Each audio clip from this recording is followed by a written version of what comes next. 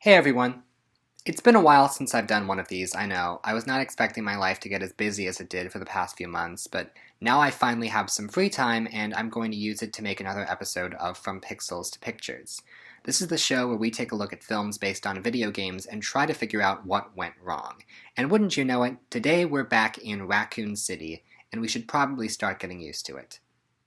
A couple episodes ago, we talked about the 2002 film Resident Evil, a film that many enjoyed, but I had some reservations with.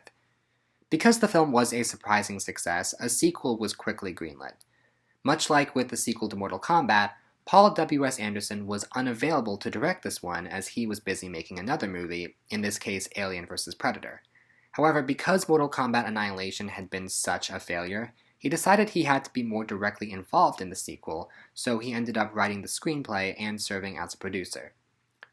The film, titled Resident Evil Apocalypse, was released in September of 2004, just 2 years after the previous film, which is a pretty good turnaround.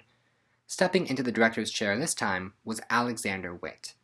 If you've never heard of him, that's because this is his sole directorial credit, although he has served as second unit director on some pretty big movies, so there's that. Milla Jovovich reprised the role of Alice, with new cast members including Sienna Guillory, Oded Fehr, Thomas Kretschmann, Sophie Vavasseur, Jared Harris, and Mike Epps. The film opened number 1 at the box office and nearly tripled its budget, making it clear that this franchise wasn't going away anytime soon. Now, something I want to clarify is that I tend to go into these movies as blind as I can, and seeing how this is the second Resident Evil film, the game that I initially played for research was Resident Evil 2. Then after I saw the movie and started reading up on it, I realized that this movie takes heavy inspiration from Resident Evil 3. And since I suddenly had a bunch of spare time on my hands, I decided to play that game as well, and oh boy, I am glad I did. So for the purposes of this video, I will be basing most of my comparisons around the third game. With that out of the way, it's time to see if our second cinematic journey to Raccoon City is an improvement on the first, or if they managed to get worse. And more importantly, how did the video game make the transition from pixels to pictures?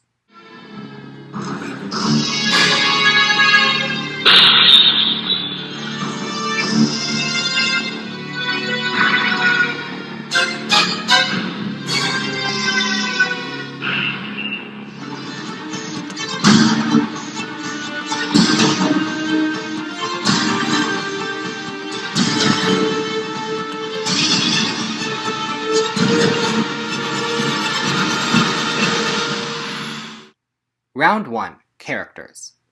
I want to start off by saying this. As someone who's relatively new to the Resident Evil fandom and has only played 3 of the games, I do really like the games themselves, but I have to be honest, the characters themselves don't leave a terribly strong impression on me.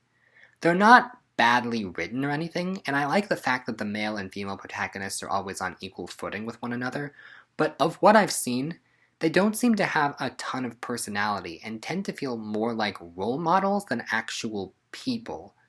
Now, in this movie, unlike with the first one, we actually have some characters that come straight out of the game, which is either a good thing or a bad thing depending on your viewpoint. It's good because gamers can see some of the characters they care about come to life on the big screen, but it's bad because the original pitch for the first movie was that it took place in the same canon as the games. But now that they're including the game characters in different scenarios, it makes the films come across as their own separate continuity. We'll get to the game characters in a minute, but I want to start out by talking about our protagonist, Alice, played again by Milla Jovovich. She's no longer suffering from amnesia, but she is suffering from the long-term side effects of the experiments Umbrella did to her that seems to be stripping her of her humanity. I actually found her character to be considerably more engaging in this film than in the previous film because the actress seems to have a clearer sense of who this character is, and the character in turn is more sure of herself. It's not a great character to be sure, but it's definitely a step in the right direction. Joining the cast is Sienna Guillory as Jill Valentine, one of the main characters of the games. And to Guillory's credit, she did her homework. When she got the role, she bought a PS1 and a copy of RE3 that she studied, even going as far as to base the character's movements on the way she moved in the game. On the one hand, I have to commend her for taking the role so seriously, but on the other, In the finished film, the character's body language did seem a bit off to me, which is what happens when you try to emulate a PS1 character. As for the way that the character herself is utilized, she's fine, I guess, but she seemed almost a little too corny, and it contrasted with what some of the other actors were doing. Also, while she seemed confident enough, she does take a back seat to Alice for most of the movie, which felt like a bit of a slap in the face to fans of the character, but I'll get more into that in the story round. There's also Carlos Oliveira, played by Oded Fehr. To be honest, this character left little to no impression on me. He seems pretty much identical in the game and the film, although admittedly he seems to be equally bland in both versions. They also included Nikolai, but made him a much less villainous character than his game counterpart. Now, two of the more interesting characters in the story for me were Dr. Ashford and his daughter Angie. Ashford was a top scientist at Umbrella who actually developed the T-virus in order to help his disabled daughter walk again, which worked, but she has to continually take the anti-serum to avoid turning into a zombie. A fun fact is I think Angie was originally supposed to look like the Red Queen from the first movie, with the idea being that she was used as the inspiration for that AI's design. That would have been cool to see, but I guess the original child actress had aged out of the role or something. Sophie Vavasseur is passable in this. As far as child actors go, I've certainly seen worse. And even though they didn't do nearly enough with it, I was intrigued by the relationship they seemed to set up between Angie and Alice. They set a good foundation on it to build upon in later movies. While we're here, I also really liked Jared Harris's performance as her father, and how despite working for Umbrella should make him an antagonist on paper, he will genuinely do anything to ensure his daughter is protected. Although I will say, when I saw that his character was in a wheelchair, I took note of it because you don't typically see disabled characters in zombie apocalypse stories, and I wondered if the film was going to include a tense scene of him having to get away from the zombies while not being able to walk. Unfortunately, they don't go down that route, but that might have been interesting to see. The film does include a pretty sizable cast, some of which I found it difficult to care about, like the aforementioned Carlos Oliveira and Sergeant Peyton Wells, who seemed to be a fairly basic black dude dies first type character.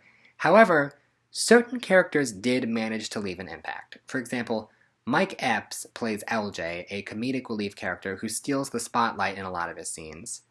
I totally understand how some people could find his character annoying, but honestly I love the energy that he brought to his role, and how he essentially treated the apocalypse like a game and found the fun in it. There's also the reporter character, Terry Morales, played by Sandrine Holt, who gives maybe the most naturalistic performance in the film. The character is not written to be terribly memorable, but the actress really does the most with her role. I legitimately feel bad when she ends up dying, though that might have something to do with the fact that her death was completely preventable and due to a really poor decision on Jill's behalf.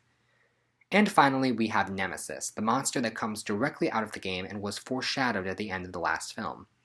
I really like the way this costume was pulled off. Yes, it's obviously fake, but it looks cool, and even if you haven't played the game, it's a memorable image that sticks with you. However, they added the fact that Nemesis is really a transformed Matt from the previous film, and they made the character sympathetic, ultimately giving him a bit of a redemption arc. I'll admit, I kinda liked this idea at first, but after playing RE3, yeah, I understand why not everybody was on board with taking such a memorable antagonist and making him a good guy. So, when judging the ensemble cast in this film, they're hardly the most memorable group of characters, but they make much more of an impact than the cast from the last movie. Even though it hurts to no longer have Michelle Rodriguez, this film makes Alice a more interesting protagonist than she was before, and gives her some semi-likable characters to play off of. It's certainly far from perfect, and if anything, the characters that come straight out of the game are the ones that make the least impression on me, which makes me feel they could have just stuck to original characters and not brought the game characters in at all, and it wouldn't mess with the established game's canon. As is, while there's still a lot of work to be done in getting me invested in these characters' journeys, it is a solid improvement over the first attempt, which is why I'm giving it a 6. Round 2. Setting. Having played 3 of these games, I think I have a handle on what the Resident Evil universe looks and feels like. These games take place in a world that sometimes feels grounded, at least grounded for a PS1 game, but other times stretches the realms of plausibility to make its world seem cooler. At any rate, it's fun to spend time in the world of these games, if at times a bit scary. and the makers of this movie seem to have a good enough handle on how to bring this world to life. I actually ended up watching this movie twice for this video, and the second time was right after I finished Resident Evil 3. And let me tell you, I'm glad I made that decision because my biggest takeaway on my second viewing of this movie was the visual style. The game does a great job at environmental storytelling, really making you feel like the city is in complete chaos, and the movie actually does a really good job of recreating the look and feel of the game. The production designer of this movie is Paul D. Austerberry, who at the time didn't have a super impressive resume, but he would eventually go on to win an Academy Award for his work on The Shape of Water. And even this early on in his career, you can see how dedicated he is at his job. I feel like he really did his research and tried to bring the game to life. Now, one could argue that the original Resident Evil is a more visually distinct film. That film, by its nature, felt very closed in and claustrophobic. This one, on the other hand, feels a lot bigger in scope, with a ton of different locations. Now, my personal favorite location in the film would have to be the abandoned church, which was a set they created in the movie because, well, let's face it, no real church would allow them to film this type of scene.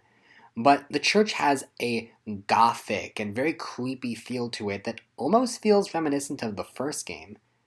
There's also the school set piece, which does a good job at recreating the eerie, danger around every corner vibe that the games were going for. Now, that's not to say I ever felt that afraid while watching the film. This is not the scariest horror movie I've seen, even though I haven't seen that many, but it came closer to feeling like a horror movie than the first film did. But for all that, there are some setbacks. For one thing, most of the color palette is tinted blue, which doesn't look necessarily bad and does give the film a bit of a unique style to it, but it does get a little bit repetitive after a while. Also, while I do commend the filmmakers for using practical effects most of the time, and Nemesis in particular looks amazing, the few times they do use CGI, the results are less than ideal. I get the sense that by the time they got to post-production, they had run out of budget, and the CG effects look directly out of the PS1 engine. I mean, props for being faithful, I guess, but they really do take you out of the moment. Outside of that, the movie does accomplish the goal of making you feel like you're seeing Raccoon City as we know it from Resident Evil 3. I do wish we could have seen a bit more of the police department. In fact, kind of like the first movie, they tease you a little bit by showing you a bit of the location at the very beginning, but then we barely get to see it. Now, while the Resident Evil games have a lot of various locations, and you could certainly complain that the film could have done more to harken back to some of the earlier games, I think if you compare the movie to Resident Evil 3 in particular, the production design matches very, very closely. Sure, it might have been nice to see the clock tower or some of the more specific locations, but I have to hand it to them. I feel like they did a really commendable job of putting the audience inside the world of the game. So, it might be a bit of a stretch, but I'm giving it a 9. Round 3. Story. So this is where things start to get interesting. When I talked about the original Resident Evil film, I explained that the filmmakers chose to make up an original story that theoretically took place in the same canon as the games. It was an interesting idea that divided the fandom between people who wanted to see the original characters and people who wanted to hear new, untold stories.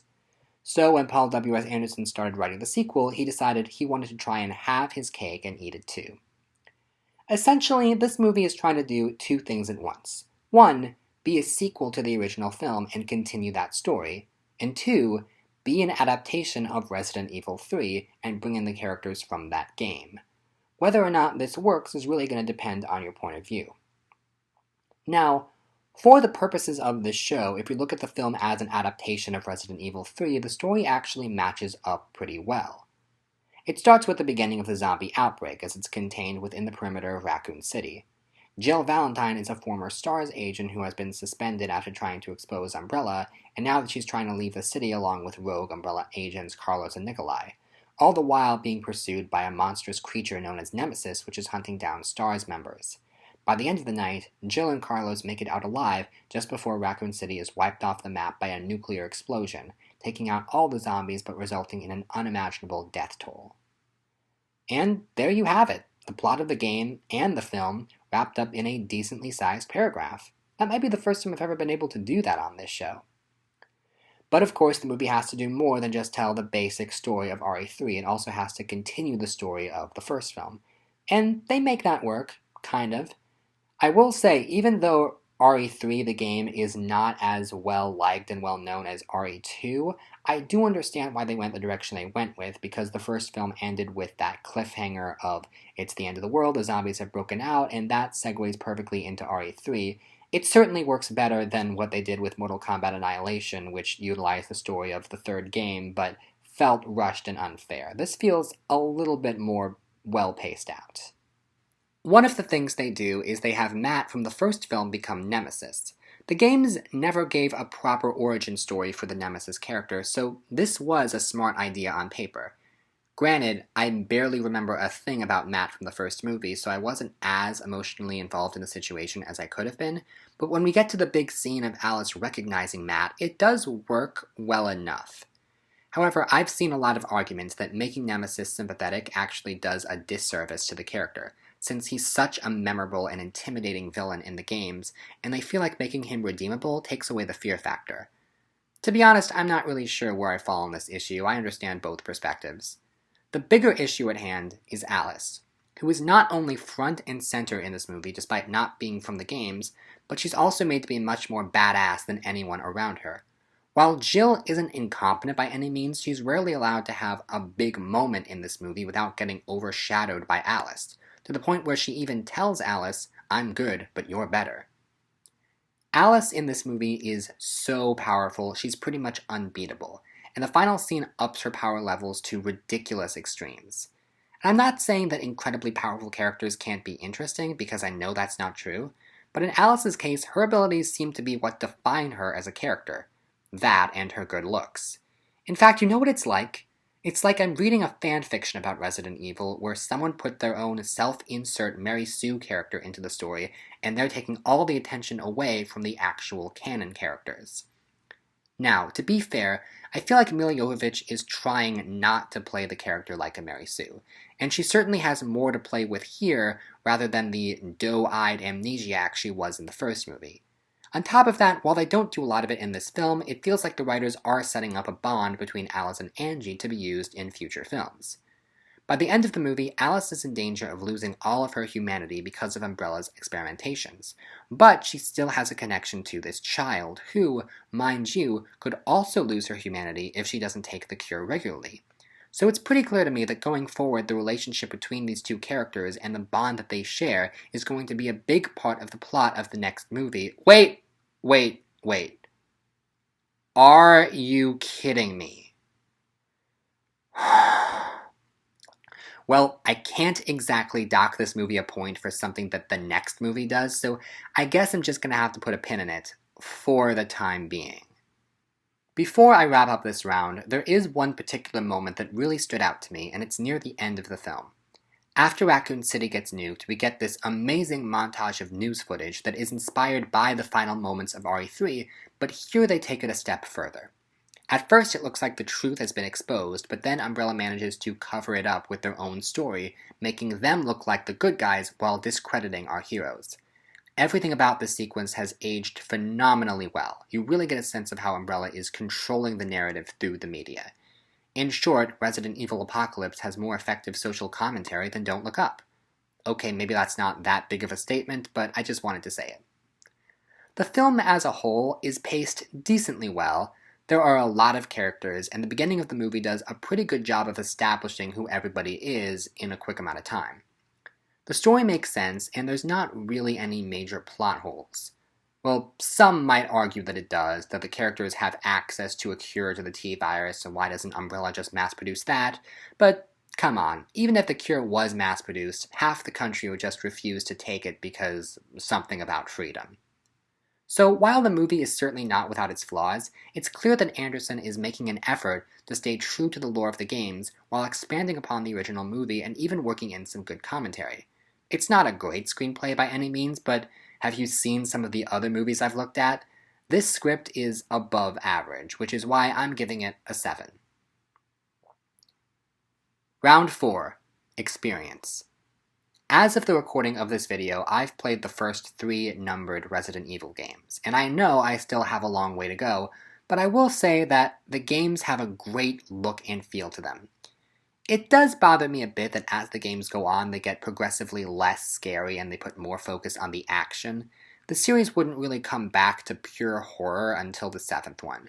But the action horror vibe that the games go for is still very fun to play, and I like that they're always just a little bit corny, they never take themselves too seriously, and this movie certainly stays true to that aspect of it. I find it fascinating how this has become the most divisive film of the Resident Evil franchise. Of the 6 movies, Rotten Tomatoes ranks it the lowest, while IMDb ranks it the highest. In a way, it makes sense, because this movie took a pretty big departure from the first film, and how you feel about that decision is probably going to depend on how much you liked the original. The first film was very different from the tone of the games, and while I personally wasn't a fan of it, I do understand the appeal of going in a different direction, especially if the idea was not to mess with the established canon of the games. Well, in this movie, that goes out the window. Even though they still do make a valiant effort to not differ from the games too much, just having Alice interacting with the game characters in the different direction they went with Nemesis makes it pretty clear that the continuity of the films is separate from the games.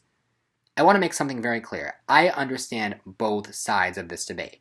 It's no fun to have the canon of the games messed with, especially if you're going to make fan-favorite Jill Valentine take a backseat to the oh-so-perfect Alice. However, I gotta be honest, I created this show with the purpose of judging video game adaptations not by how well they hold up on their own, but how well they adapt the source material.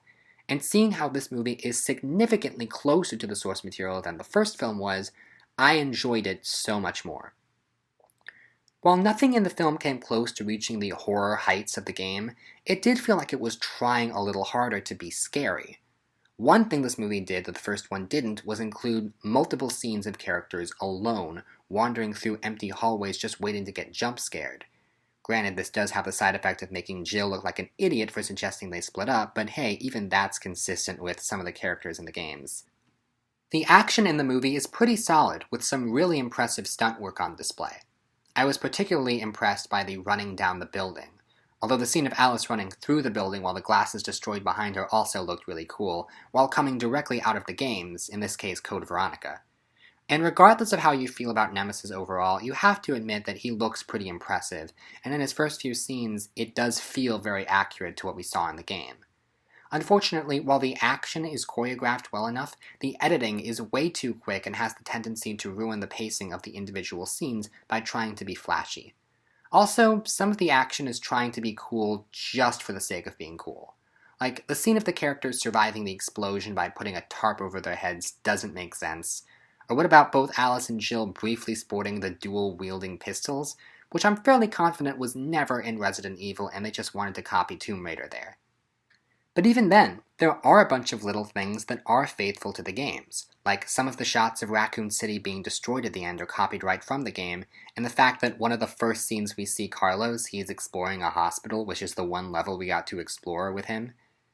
Also, I have to give a shout out to the graveyard scene, with the zombies coming right out of the ground to attack the main characters. I remember thinking that while it was a cool idea, it was completely ridiculous and it made no sense given everything we know about how the T-virus works. But then, lo and behold, when I went back to play RE3, there it is, exactly the way it happens in the movie. What do you know? I think there were certainly other things from the game that they could have taken, but I have to give credit where it's due. The whole time I was watching the film, I kept thinking to myself, I know this isn't a good movie, but I'm having a good time watching it. And then after I watched it, it did not take long for details of the film's plot to slip from my memory. Luckily, I went back and saw it again, but the funny thing was, I still enjoyed myself the second time. Which is weird because it's not a great movie, nor does it necessarily fall into the so bad it's good category. I would describe this movie as an entertaining popcorn flick, the kind of thing you can shut off your brain and enjoy. And for some people, that's all they need movies to be. Is it as good as the games? No. But is it an enjoyable companion piece to the games? Yes. It's dumb, but it's a fun kind of dumb. So, in this category, I'm giving it a 7. So, with everything added up, Resident Evil Apocalypse gets a final score of 29 out of 40. 65% for a final score of C. I gotta be honest, when I first watched this movie, I was fully preparing to give it a D, but when I played RE3 and saw how accurate it was to that game, I decided to change my grade. A C seems fair here, because there's certainly room for improvement, but I can see that there's hard work being put into it. And I'm sure if you go back and check all my videos, you'll find that my scoring is not the most consistent on this show. That's my bad. I'll try to be a little bit better in the future. Most of these movies are not great, so sometimes I try to be a little overtly generous when one of them does something right. But anyway, now we finally got back on track with this series, and while I am excited, I also have a bit of a confession to make. See, I have had a busy couple of months, but there is another reason why I procrastinated on making this video, because I know what's next, and I'm scared. But tune in next time, where I'll be taking a look at what has been called one of the worst films ever made, Uwe Boll's Alone in the Dark. See you then.